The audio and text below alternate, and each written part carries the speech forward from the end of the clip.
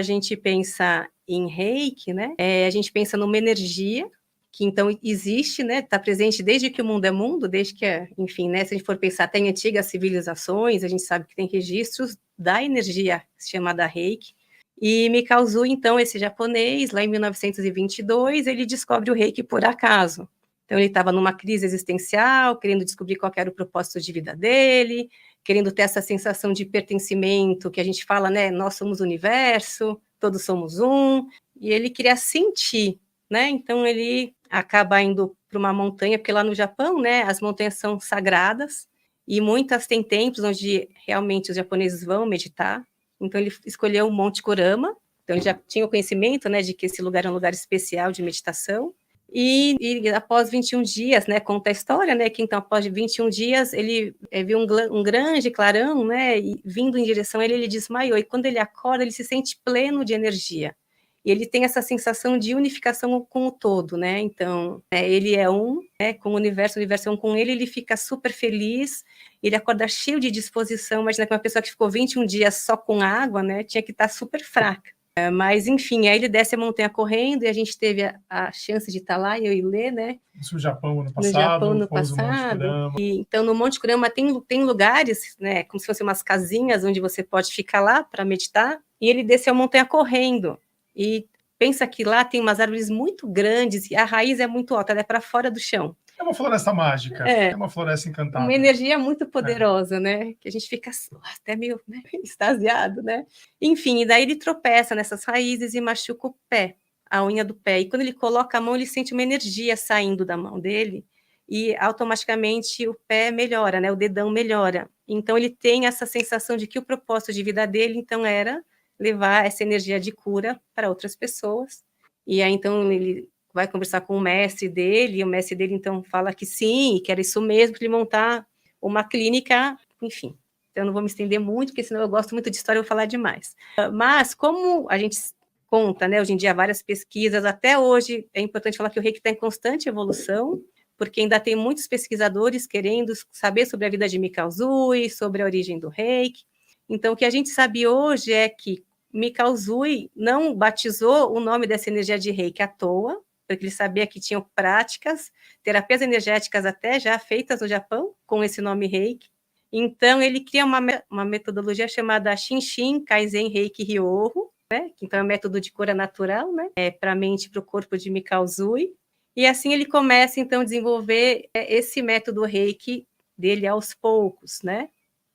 Então, conforme a prática, ele foi desenvolvendo o método, e a gente sabe que teve um grande terremoto, então, quando teve esse grande terremoto, ele se viu tocado a cuidar de muitas pessoas, né, porque teve terremoto junto com um grande incêndio, ele percebeu que o reiki ajudava muito na cicatrização, né, dos queimados, então dizem que nessa época que o reiki teve um grande desenvolvimento enquanto metodologia, em termos de você se sintonizar nessa energia, como você enviar a energia do reiki através do olhar, através do sopro, as mãos, enfim. E Mikao Usui, então, ele criou uma associação, ele criou uma escola que é viva até hoje no Japão, mas ela é uma associação que a gente fala mais fechada, não é fácil você querer ir para o Japão e fazer um curso de reiki na escola de Mikao Usui, até também porque você tem que ter um bom japonês para poder, né, cursar a escola, né? Mas o que também a gente sabe é que Mikao Usui deixou um encarregado para continuar a sua obra, porque ele tinha essa sensação de que o reiki, a metodologia, né, de como você usar essa energia, ela não estava pronta. Então, a gente sabe que quem segurou o bastão, né, foi um outro mestre, um aluno dele, que chama Hayashi. Então, Sujiro Hayashi ele tinha conhecimentos de medicina, então ele trouxe uma metodologia para o reiki muito bacana na época, o reiki sobre macas, como a gente conhece hoje, um manual de práticas de reiki de posição de mãos, depois o Leandro que pode falar, né? Senão só eu vou falar. Pode falar. Mas, enfim, então, encurtando a história, ele desenvolveu bastante esse método, percorreu também o Japão, igual Mikao Usui, ensinando o método, até que uma havaiana japonesa foi para o Japão se curar. Ela estava muito doente e ela foi para o Japão para poder não só curar a saúde, mas visitar a família, porque a irmã tinha morrido, então ela foi para lá fazer o velório da irmã. E lá ela vai estar no meio de uma sala cirúrgica, porque ela ia fazer uma cirurgia, e ela escutou um chamado, uma voz, dizendo que ela podia se curar de outra forma. Então, ela pergunta, né, ali na mesa de cirurgia, indicam ela a clínica do Dr. Hayashi, e ali ela conhece o reiki, e ali ela recebe um tratamento de reiki, onde ela se cura de todas as doenças, e acha aquilo maravilhoso, e resolve aprender reiki para trazer para o Ocidente, para começar a aplicar o reiki no Havaí. E é assim que o reiki, então, chega no Ocidente, né, e a partir dele ele se espalha, e ele começa a evoluir. Então, eu brinco com o Lê, né, quando ele me perguntou no dia que a gente conheceu qual era o reiki certo, qual era o reiki errado, né, se tem um reiki certo, se tem um reiki errado, que, na verdade, o reiki tem essa evolução, né, e ele é uma energia, então, é uma energia presente no universo à nossa disposição, para o nosso bem maior, para cuidar da nossa saúde em todos os âmbitos da nossa vida. Aí depois ele pode falar, né, a parte integrativa, né, da saúde integrativa. E então, conforme você vai praticando o reiki, você vai entendendo como ele se manifesta e faz essa terapia energética, né, em todo o seu ser. Então, quando a Havel Takata trouxe o reiki para o Ocidente, ela precisou fazer alguns ajustes e criar o seu próprio método para ele ser aceito por nós, porque vamos pensar que a nossa cultura, né, na época, era muito diferente da cultura japonesa, né? Enfim, então ela fez esses ajustes e após a sua morte, a escola dela meio que deu uma cisão. Alguns mestres resolveram ser independentes e perceberam que a energia do reiki combinava com outras práticas espirituais, né? E foi assim que, então, que o reiki se espalhou e ganhou diversas, que a gente falou de que são estilos, diversas linhagens, de diferentes mestres ensinando o reiki de diferentes formas, né? Então, isso que eu falo para o Lê, que não tem certo nem errado. A gente teve um congresso de comemoração de 100 anos do reiki no Japão, onde isso foi muito discutido, né? Então, não sei se quem é reikiano vai estar escutando a gente depois, né?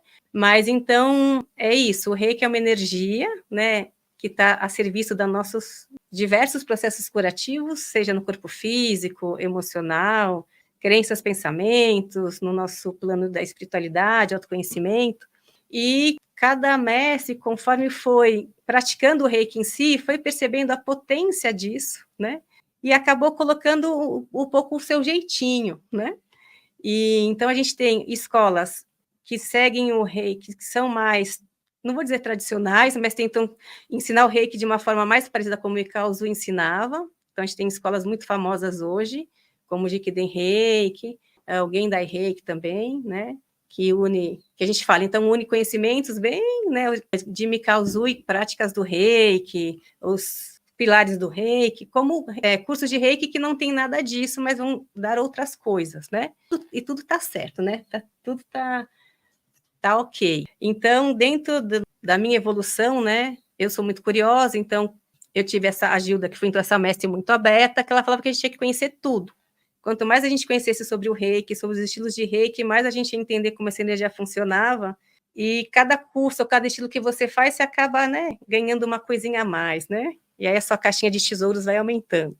E então, aí, quando eu conheci o Leandro, eu tinha acabado de fazer uma reciclagem nesse sistema, né, Holy Fire, que você falou, que ele é um sistema, então, que ele busca unir os conhecimentos e as práticas do reiki de Mikao Usui, como ele ensinava, com o que se desenvolveu aqui, né, no Ocidente, com essas outras, unindo essas outras práticas espirituais. E então, para mim, de todos os cursos que eu tenho, é um curso que eu vejo como muito completo. E aí, quando o Leandro me chamou, eu falei, nossa, Leandro, a gente então tem que ensinar esse. O universo, a gente colocou Eu falei, não, Leandro, vamos ensinar esse aqui, porque a gente tem a liberdade de montar um curso de 30 horas, a gente pode ensinar tudo, desde Mikao